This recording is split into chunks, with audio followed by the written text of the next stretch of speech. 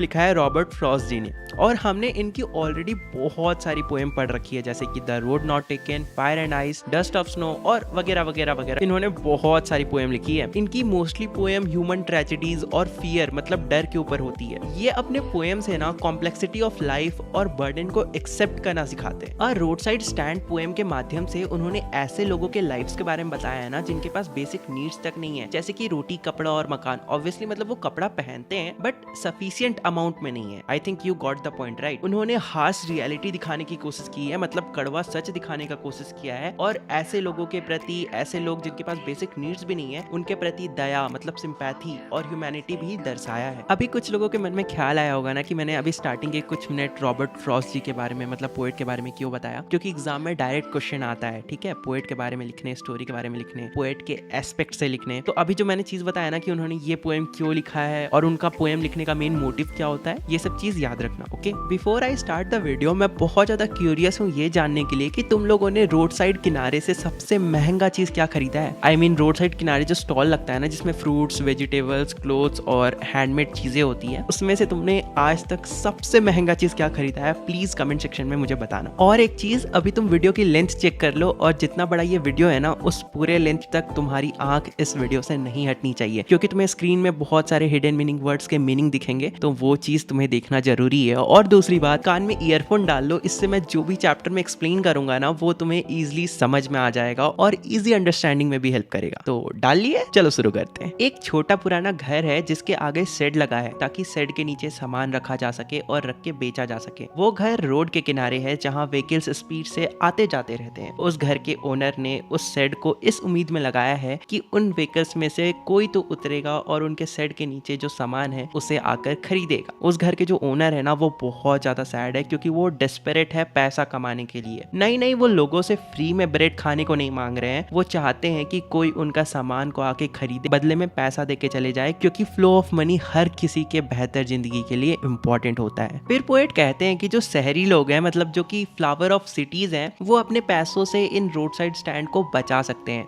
डूबने से या फिर बिखर के टूटने से। पर अमीर लोग जो होते हैं, मतलब जो शहरी लोग होते हैं, वो स्टैंड की तरफ देखते तक नहीं है। अगर देखते भी है तो बहुत ज्यादा इरिटेट हो जाते हैं उस गंदे स्टैंड को देखकर। अब तुम्हें पता है इसके पीछे दो रीजन है। पहला तो ये कि वो जो स्टैंड है ना वो ब्यूटीफुल लैंडस्केप को ढक रहा है, मतलब कि ब्यूटीफुल सीनरी को ढक रहा है, जैसे कि ट्रीज, माउंटेन, वाटर बॉडीज, ये सबको। और दूसरा रीजन, उस स्टैंड के आगे जो बोर्ड लगा हुआ है ना जिसमें डायरेक्शन दिखाया जाता है वो गलत है, मतलब जो नॉर्थ और साउथ का डायरेक्शन है वो गलत दिखाया गया है। बस उसमें डायरेक्शन ही गलत नहीं दिखाया है, बल्कि उस बोर्ड में जो नॉर्थ साउथ लिखा गया है ना वो भी बहुत गंदे तरीके से लिखा गया है। पेंट मतलब बहुत ही गंदा क्वालिटी का पेंट यूज किया गया है। फिर पोएट कहते हैं लोगों को गलत चीज कितना जल्दी दिख जाता है ना। कोई भी उस स्टैंड की वाइल्ड बेरीज के ऊपर नजर नहीं डालता जो कि वुडन बास्केट में रखा हुआ है, या फिर crook necked golden squash with silver works, जो कि एक गोल्डन कलर का फल होता है जिसमें सिल्वर बम्प्स होते हैं। कोई भी इन सब चीजों के ऊपर नजर क्यों नहीं डालता। फिर पोएट कहते हैं बस यही नहीं, लोग तो उन सुंदर माउंटेन्स की तरफ भी नजर नहीं डालते हैं जो उनके रास्ते में आती है। पोएट कहते हैं कि अगर तुम्हारे पास इतना पैसा है तो तुम लोग इतने मतलबी क्यों हो, तुम लोग आगे चलकर करोगे क्या इतने पैसों का। पोएट कहते हैं वो कंप्लेन नहीं कर रहे हैं कि रोड साइड स्टैंड ने उस सीनरी को खराब कर दिया है, बट उस भरोसे का क्या जिस होप में रोड साइड स्टैंड के जो ओनर्स होते हैं वो दिन भर वेट करते हैं कि कोई व्हीकल्स आकर रुकेगा और कुछ सामान खरीदेगा। और ये चीज पोएट के लिए बहुत ही ज्यादा दुख की बात है जो किसी से कहा तक नहीं जा सकता। सिटी से दूर हाईवे में ये लोग रोड साइड स्टैंड बनाते हैं, बदले में बस कुछ सिटी मनी को ही तो हाथ में फील करना चाहते हैं, इस होप में कि इनका लाइफ भी एक्सपैंड हो जाए, इनकी लाइफ भी शुगर कोटेड हो जाए, जैसा कि मूवीज में दिखाया जाता है, एक परफेक्ट लाइफ। पोएट कहते हैं कि जो रूलिंग पार्टीज होती है ना वो इनसे इनका पैसा हड़प रखती है जो कि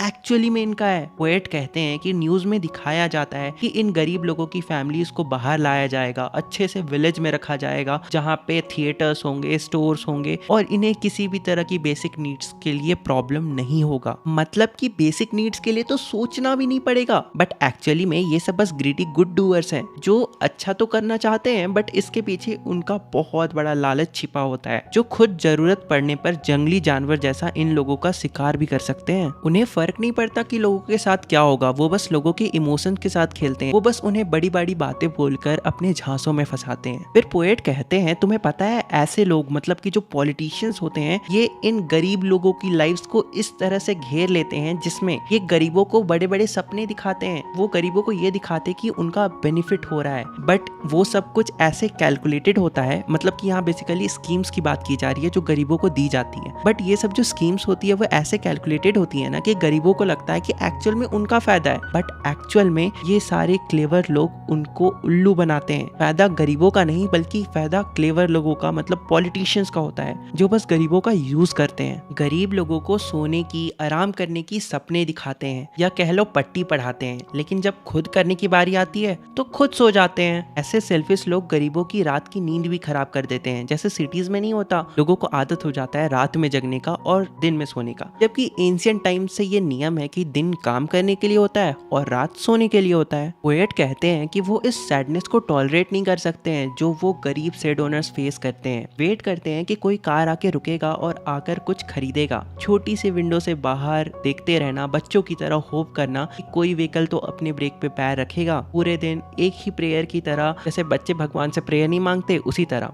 ये होप करते रहना कि हजारों सेल्फिश कार में से कोई एक कार तो रुके, कोई एक कार तो अपने ब्रेक पे पैर रखे और आकर के कम से कम इंक्वायरी कर ले कि वो जो फार्मर्स है उन्होंने जो सामने प्रोडक्ट्स लगाए हैं शेड के नीचे उनकी प्राइसेस क्या है। तो यहाँ पे हमें पता चलता है कि पोएट बताना चाहते हैं कि वो जो शेड है ना उसके नीचे बहुत सारे वेजिटेबल्स और फ्रूट्स, मतलब फार्मर है बेसिकली वो, तो उसने अपने शेड के नीचे बहुत सारे वेजिटेबल्स या कह सकते हो फ्रूट्स भी लगाए होंगे मे बी। फिर पोएट कहते हैं कि एक कार रुकती है, पर पता है क्यों रुकती है? जो स्टैंड के सामने ग्रास है उन्हें कुचल कर अपनी गाड़ी को टर्न करने के लिए। फिर वो कहते हैं एक और गाड़ी, मतलब दूसरी गाड़ी रुकती है, पता है किस लिए? सिर्फ ये पूछने के लिए कि भैया ये रोड कहाँ जाता है। फिर वो कहते हैं एक और कार, थर्ड कार रुकती है ये पूछने के लिए कि क्या अ गैलन ऑफ गैस, मतलब कि पेट्रोल मिलेगा। यहाँ पे वो स्टैंड वाले अंकल गुस्सा हो जाते हैं और कहते हैं कि नहीं नहीं, वो नहीं बेच सकते, उनके पास नहीं है। क्या उस कार ड्राइवर को दिखता नहीं? यहाँ पे वो ऐसा इसलिए कहना चाहते हैं ना क्योंकि एक्चुअली वो अफोर्ड ही नहीं कर सकते हैं पेट्रोल को अपने स्टैंड के ऊपर रखना, उनके पास इतना पैसा ही नहीं है। यहाँ पे पोएट जो होते हैं ना वो स्टैंड ओनर के पर्सपेक्टिव से बोलते हैं कि जिस तरह का हम काम करते हैं सिटीज के बाहर, मतलब विलेजेस में या फिर कह लो कंट्री साइड में, और जिस तरह की चीजें हम बेचते हैं इससे हम अपने लिविंग कंडीशन को इम्प्रूव नहीं कर सकते। हमारे पास रिसोर्सेज की इतनी कमी है कि प्रॉब्लम दूर करना इम्पॉसिबल सा है, इसलिए हम अंदर ही अंदर हर चीज को लेकर कंप्लेन करते रहते हैं। यहाँ पे पोएट कहते हैं मैं ये सोच के खुद को रोक नहीं पाता कि इन लोगों को उस टाइम कितना रिलीफ मिलेगा जब मैं एक ही बार में, मतलब एक ही झटके में, चुटकी बजा एक ही चुटकी में इन सबको इनके प्रॉब्लम्स और पेन से बाहर ला सकूंगा।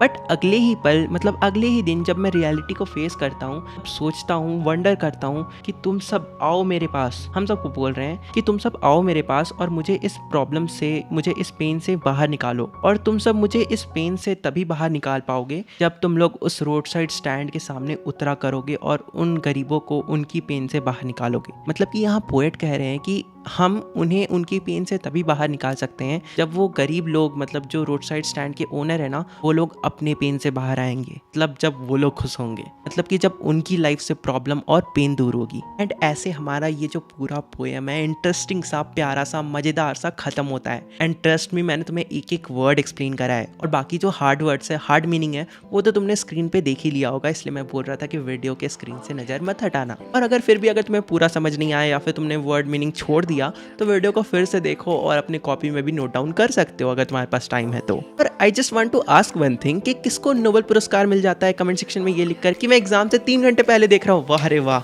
एकदम बहुत बड़ा काम कर दिया ब्रो। पर इससे पहले कि मैं वीडियो को एंड करूं, आमतौर पे मैं लाइक्स के लिए नहीं बोलता हूं, मतलब मैं बस हर वीडियो में लाइक्स के लिए बोलता हूं। तो इस वीडियो में क्या तुम बस 5K लाइक्स और 1K कमेंट्स, आई थिंक थोड़ा ज़्यादा बोल रहा हूं, बट देख तुम लोग इतना पूरा कर पाओगे अगर तुम्हें चैप्टर का एक्सप्लेनेशन अच्छा लगा तो। इसके लिए तुम्हें अपने दोस्तों के साथ शेयर करना है, लाइक करना है और कमेंट करना है। तो चलो तुम लोग से मिलते हैं अगले वीडियो में, तब तक के लिए बाय बाय।